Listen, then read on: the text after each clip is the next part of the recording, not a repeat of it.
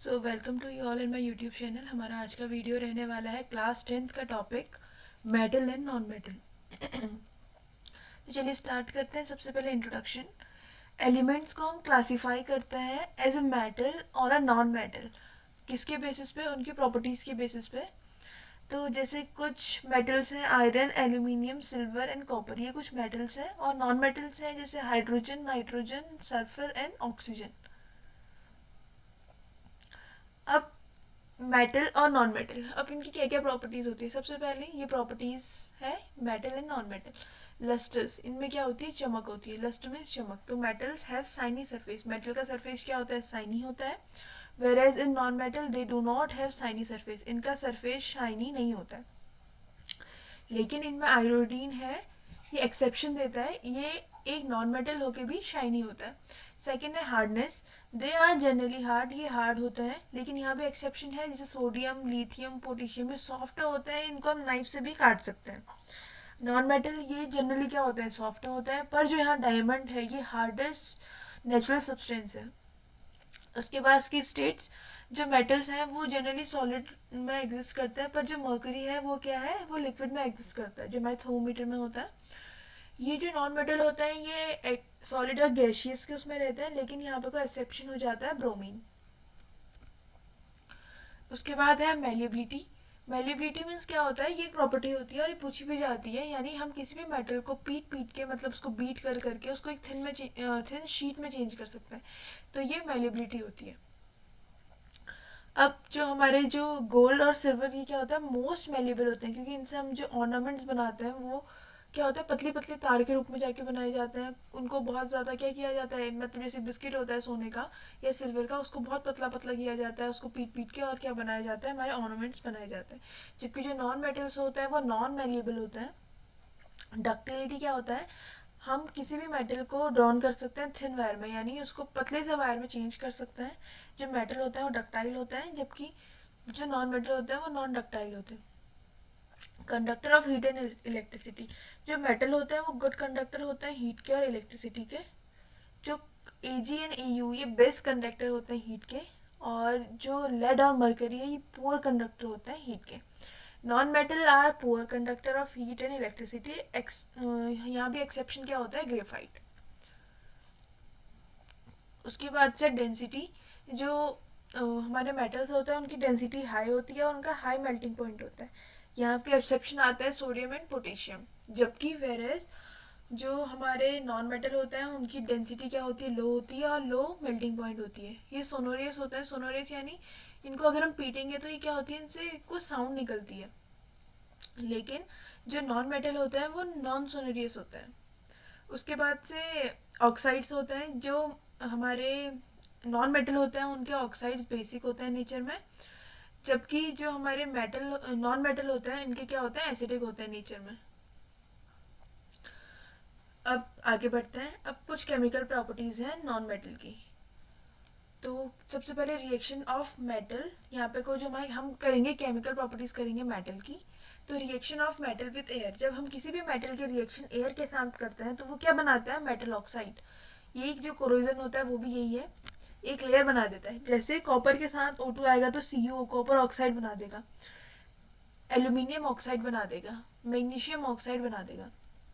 अब जो रिएक्टिविटी होती है अलग अलग मेटल की वो डिफरेंट होती है O2 के साथ। जैसे जो सोडियम और पोटेशियम ये क्या होता है? विगोरसली बहुत जल्दी कैच फायर कर लेते हैं, इसीलिए हम उनको किस में रखते हैं?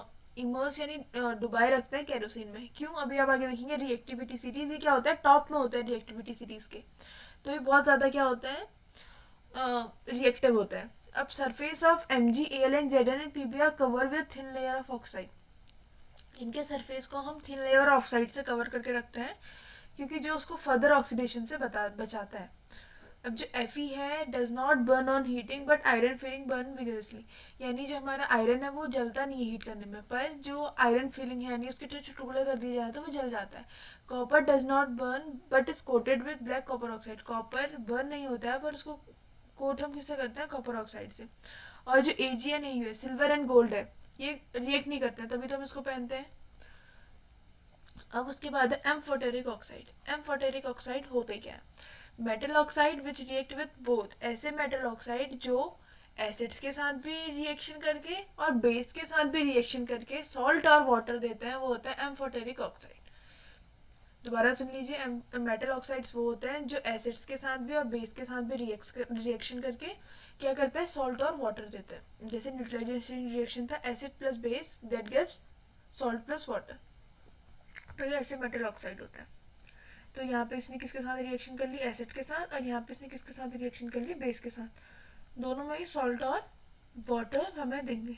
यहाँ पे salt and water, salt and water. अब उसके बाद है reaction of metal with water. हम जब मेटल की रिएक्शन वाटर से कराएं तो वो क्या बनाएगा। अब देखो जैसे यहाँ पे को एक मेटल है, उसकी रिएक्शन हमने किससे कर दी, वाटर से, तो ये यहाँ से इसे ऑक्साइड में क्या बना देगी, मेटल ऑक्साइड, और जो गैस इवॉल्व होगी वो क्या होगी, हाइड्रोजन। उसके बाद है रिएक्शन विद मेटल्स। मेटल के साथ रिएक्शन करेंगे जब H2 ठंडे पानी के साथ कौन रिएक्शन हो जाती है, इनकी स्टीम के साथ ये कर लेते हैं। H2O ये नो रिएक्शन, कोई रिएक्शन नहीं करते हैं ये पानी और इनके साथ मिलके, और ये फ्लोट होते हैं बबल्स के रूप में। तो ये इसके कुछ रिएक्शंस है वाटर के साथ। Reaction of metal with dilute acid. जब हम मेटल्स की रिएक्शन डाइल्यूट एसिड के साथ कराते हैं, ये वही होता है metal oxide plus acid gives salt and hydrogen gas. जबकि जो कॉपर, Ag, Hg ये क्या करते हैं, ये रिएक्ट नहीं करते हैं। उसके बाद से reaction of metal with the solution of other metal salt. अब हम रिएक्शन कराएंगे मेटल सॉल्यूशन की अदर मेटल सॉल्ट के साथ। अब मान लीजिए कोई एक ही मेटल ए है, इसकी रिएक्शन हम कराएंगे salt solution B salt solution से, तो ये क्या हो जाएगा, ए का सॉल्ट सॉल्यूशन बन जाएगा और बी क्या आ जाएगा, मेटल। जैसे डिस्प्लेसमेंट रिएक्शन होती है, जो ज़्यादा रिएक्टिव होता है वो लेस रिएक्टिव को उसके सोल्यूशन से हटा देता है। अब जैसे यहाँ पे को बी है, इसने इसके सोल्यूशन से हटा के खुद यहाँ पे आ गया और इसको क्या बना दिया, एक मेटल। तो ये होगी हमारी reaction FeCuSO4 plus FeSO4 plus Cu। अब रिएक्टिविटी सीरीज़ क्या होती है, ये बहुत इंपॉर्टेंट है। रिएक्टिविटी सीरीज़ एक ऐसी सीरीज़ है जिसमें मेटल्स की लिस्ट होती है वो डिक्रीजिंग ऑर्डर ऑफ एक्टिविटी, यानी जो ऊपर वाला है वो मोस्ट रिएक्टिव है, जो नीचे वाला है लेस रिएक्टिव है। अब देखो KNaCaMgAlZnFePbHCu HgAgAu, तो जो ऊपर वाला है वो मोस्ट रिएक्टिव, बीच वाला क्या होता है, रिएक्टिविटी डिक्रीज हो जाती है नीचे को, और सबसे नीचे वाला less reactive. Reaction of metal and non metal. अब जब हम मेटल और नॉन मेटल की रिएक्शन कराते हैं तो क्या होता है। अब देखो मेटल क्या होता है, हम बोलते हैं जो मेटल होते हैं वो इलेक्ट्रिसिटी कंडक्ट करते हैं। इलेक्ट्रिसिटी कंडक्ट क्यों करते हैं, क्योंकि उनमें फ्री इलेक्ट्रॉन्स पाए जाते हैं। जबकि जो हमारे नॉन मेटल्स होते हैं उनको क्या होती है, इलेक्ट्रॉन की नीड होती है। अब देखो जैसे यहाँ पे को NaCl का फॉर्मेशन है, Na में क्या हो रहा है, देखो 281, तो यहाँ पे फ्री इलेक्ट्रॉन है, तो ये क्या कर दे रहा है, इजीली एक को लूज कर दे रहा है। जबकि यहाँ पे को इसको एक इलेक्ट्रॉन की नीड है, एक तो फ्री है और एक में नीड है, एक लेके कितना बन जा रहा है, 8 बन जा रहा है। तो ऐसे में जो ये इसकी ज़रूरत को पूरा करके अपना एक इलेक्ट्रॉन इसको दे देता है। यहाँ पे देखो एक एक्स्ट्रा इलेक्ट्रॉन था, वो इसने इसको दे दिया, तो दोनों का बॉन्ड बन गया। तो ये क्या होता है, ये होती है रिएक्शन मेटल और नॉन मेटल की। अब देखो reactivity of element is a tendency to attain complete fill valence. Reactivity होती क्या है, उसकी टेंडेंसी है कि वो अपने वैलेंस इलेक्ट्रॉन को फिल करे। एटम ऑफ मेटल, जो मेटल के होते हैं वो लूज कर लेते हैं इजीली, और जो नॉन मेटल के होते हैं वो इजीली गेन कर लेते हैं। तो ऐसा इनका क्या बनता है, बॉन्ड। उसके बाद आगे देखिए ionic compound. The compound formed by the transfer of electron from a metal to non metal. अब जैसे मैंने आपको बताया था Na और Cl, तो यहाँ पे क्या होता है, ट्रांसफर होता है इलेक्ट्रॉन का। इसने अपने इलेक्ट्रॉन को ट्रांसफर किया इसमें, और लास्ट में इनका क्या बॉन्ड बन गया, इसने इलेक्ट्रॉन हटाया अपने से, तो ये क्या बन गया, Na पॉजिटिव, और उसने ऑक्सीजन लिया है तो वो क्या बन जाएगा, Cl negative. Na positive plus Cl negative. अब कुछ प्रॉपर्टीज होती है आयनिक कंपाउंड की। अब देखो एक पॉजिटिव और एक नेगेटिव चार्ज है, ये आपस में इसको हेल्प कर रहा है, तो ये सॉलिड होंगे, हार्ड होंगे और ब्रिटाइल होंगे। इनका मेल्टिंग एंड बॉइलिंग पॉइंट भी ऑब्वियसली हाई ही होगा। सॉल्युबिलिटी, ये जनरली क्या होता है, सॉल्युबल होते हैं वाटर में और इनसॉल्युबल होते हैं जैसे पेट्रोल, केरोसिन, इन सब में। अभी इलेक्ट्रिसिटी कंडक्ट करेंगे अपने मॉल्टन स्टेट में, पर सॉलिड स्टेट में नहीं करते। अब जो मोस्ट इम्पॉर्टेंट टॉपिक है वो है अकरेंस ऑफ मेटल। अब देखो, सबसे पहले होता है मिनरल्स। एलिमेंट और compound which occur naturally in the earth crust is called minerals. हम मिनरल्स किसको बोलते हैं? ऐसे एलिमेंट्स और कंपाउंड जो हमारे अर्थ क्रस्ट में नेचुरली रहते हैं, उसको हम बोलते हैं मिनरल्स। अब और क्या होता है, जो मिनरल्स होते हैं इनमें कुछ परसेंट में पर्टिकुलर मेटल्स होता है। अब हम प्रॉफिटेबली जब उस, जैसे हमारे पूरा मिनरल है, इस मिनरल में कुछ प्रपोर्शन में क्या होगा, कुछ प्रपोर्शन में इसमें मेटल पाया जाएगा। तो मिनरल से इस मेटल को प्रॉफिटेबली निकालना, तो ऐसे जो मिनरल्स होते हैं वो क्या कहलाते हैं? ओर्स कहलाते हैं। मिनरल्स तो हमारे नेचुरली अकर होते हैं, ओर्स क्या है? प्रॉफिटेबली उनसे मेटल को निकालना। तो ऐसे जो मिनरल्स होते हैं उनको ओर बोलते हैं। अब यहाँ पे को कुछ स्टेप्स होते हैं। सबसे पहले इनरिचमेंट ऑफ ओर। यहाँ पे को देखेंगे हम ऐसा ओर जिसमें क्या हो, इनरिचमेंट यानी बहुत ज़्यादा अमाउंट में क्या हो, मेटल प्रेजेंट हो। उसके बाद हम एक्सट्रैक्शन यानी मेटल को निकालना। रिफाइनिंग, जो मेटल हमने निकाला है उसको क्या करना? रिफाइन करना यानी छानना, ये सब कुछ ही बोल सकते हैं। तो एक्सट्रैक्शन में क्या क्या करेंगे हम? Gang, roasting, calcination, reduction. अभी देखते हैं आगे है क्या। तो सबसे पहले देख लिए concentration of ore. Concentration of ore है सबसे पहले, अगर जो हाई, अब यहाँ पे भी क्या है, रिएक्टिविटी सीरीज के बेसिस पे इनको बांट दिया। जो हाईली रिएक्टिव है वो क्या करेगा, उसकी प्रोसेस कुछ अलग होगी। जो लो रिएक्टिव है उसकी प्रोसेस कुछ अलग होगी। और जो हमारा मीडियम है उसकी प्रोसेस क्या होगी, कुछ अलग होगी। तो देखिए अब ये क्या क्या है। जो हमारा हाई रिएक्टिव है उसको तो हम इलेक्ट्रोलिसिस करेंगे। तो इलेक्ट्रोलिसिस यानी उसमें एनोड और कैथोड लगाएंगे, मोल्टन स्टेट हो जाएगा और प्योर मेटल हमें मिल जाएगा। लेकिन जो यहाँ पे को मीडियम वाला होता है, अब यहाँ पे को दो बनते हैं, एक बनता है कार्बोनेट और एक बनता है सल्फाइड और। जो कार्बोनेट और होता है उसमें उसको हम क्या कराते हैं, जैसे उसका हम कैल्सिनेशन होता है जब हम लिमिटेड, हमारी एयर क्या हो, लिमिटेड हो। तो यहाँ पे को जो कार्बोनेट ओर्स का हम करते हैं कैल्सिनेशन। जबकि जो सल्फाइड्स और होते हैं यहाँ पे एक्सेस ऑफ एयर होती है, तो वहाँ पे हम क्या करते हैं, रोस्टिंग। तो ये दो प्रोसेस है, ये पूछी जाती है कि क्या क्या कैल्सिनेशन होता है और क्या होता है रोस्टिंग। तो एक में हम करते हैं कैल्सिनेशन और एक में करते हैं हम रोस्टिंग। तो उसके बाद से देखिए, अब जो लो रिएक्टिविटी है यहाँ पे को फिर क्या बनता है, सल्फाइड और बनता है। तो सल्फाइड और में एक्सेस एयर होती है, तो हम क्या करते हैं, रोस्टिंग। उसके बाद हमें मेटल मिलेगा, यहाँ पे जैसे ऑक्साइड ऑफ मेटल मिलेगा, फिर उसका रिडक्शन करेंगे और हमें क्या मिल जाएगा, प्योर मेटल। इतना समझ में आप लोग को, high reactivity, less reactivity, medium. अब जो पहला वाला है वो तो बहुत इजीली है।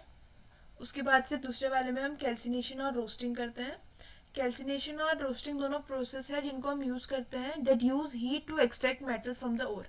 हीट से होता है। जो कैल्सिनेशन यूज़ होता है वो कार्बोनेट ओर के लिए यूज़ होता है, जबकि जो रोस्टिंग यूज़ होता है वो सल्फाइड ओर के लिए यूज़ होता है। अब कैल्सिनेशन में यहाँ पे बताया इसमें लिमिटेड अमाउंट ऑफ एयर होती है, जबकि यहाँ पे क्या होती है, प्रेजेंस होती है। ये क्या कर देता है, इसका पर्पस होता है मॉइस्चर और वॉलेटाइल इम्प्योरिटीज निकालना। इसमें क्या होता है, इसका भी होता है ऑक्सीडाइज करना, और उसको किस में चेंज, सल्फाइड और को किस में चेंज कर देना, ऑक्साइड्स में चेंज कर देना। यहाँ से क्या निकलती है, कार्बन डाइऑक्साइड निकलती है कार्बोनेट और से। जबकि जो हमारी सल्फाइड और है यहाँ पे से क्या निकलते हैं, पॉइजनियस एसिडिक केमिकल्स निकलते हैं। ठीक हो गया। तो चलिए आगे बढ़ते हैं। अब गैंग क्या होती है। Ores are usually contaminated with large amount of impurities. Ores में बहुत ज़्यादा इम्प्योरिटीज भी होती है, जैसे सॉइल, सैंड, इन सबको हम क्या बोलते हैं, गैंग। इम्प्योरिटीज को हम गैंग बोलते हैं। रोस्टिनेशन जो मैंने रोस्टिंग मैंने आपको जो आगे बताया था, पहले कैल्सिनेशन था पीछे। कार्बोनेट ओर को चेंज करना ऑक्साइड में हीट करके लिमिटेड एयर में, ये होता है कैल्सिनेशन। जबकि उसको कन्वर्ट करना जहाँ पे क्या होती है, एक्सेस ऑफ एयर होती है, इसको हम बोलते हैं रोस्टिंग। एक होता है कैल्सिनेशन और एक होता है रोस्टिंग। दूसरा रिडक्शन क्या होता है, oxide, metal oxide are reduce to corresponding metal by reducing agent. Metal oxide को हम रिड्यूस करते हैं करस्पॉन्डिंग मेटल में रिड्यूसिंग एजेंट के साथ। अब रिफाइनिंग ऑफ मेटल होता क्या, अब मेटल हमारा एक्सट्रैक्शन हो गया, कंसेंट्रेशन हो गया, अब है हमारा रिफाइनिंग ऑफ ओर। अब हम जो मेटल, अब हम इस मेटल को रिफाइन कैसे करेंगे, ये बहुत मोस्टली यूज मेथड है रिफाइनिंग के लिए, इम्प्योर मेटल का एज अ इलेक्ट्रोलाइटिक रिफाइनिंग। अब यहाँ पे क्या होगा, एक कैथोड होगा और एक एनोड होगा। यहाँ पे जो होगा एसिडिफाइड कॉपर सल्फेट का सोल्यूशन होगा। उसके बाद जो ये इम्प्योरिटीज नीचे दिखा रही है ये क्या है, एनोड मड। अब देखो यहाँ पे को एनोड है, एनोड किसका बना होता है, यहाँ पे को इम्प्योर कॉपर का। और जबकि जो कैथोड होता है यहाँ पे क्या होती है, जो प्योर मेटल के कॉपर है उसकी स्ट्रिप लगाई होती है। इलेक्ट्रोलाइट मैंने आपको बताया वो क्या होता है, एसिडिफाइड कॉपर सल्फेट का सोल्यूशन होता है।